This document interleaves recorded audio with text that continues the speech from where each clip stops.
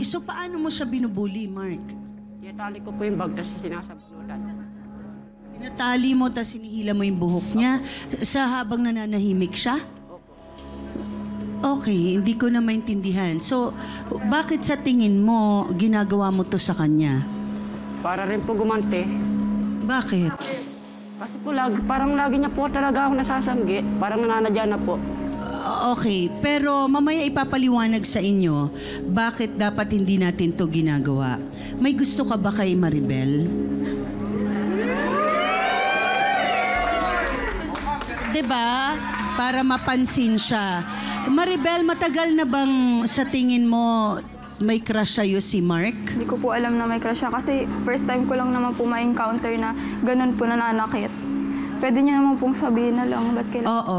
Sinasabi mo ba sa kanya na lagi mo siyang tinatamaan, Mark? Hindi po. Okay. Naayaan ko na lang po, tapos gumaganti na lang po ako.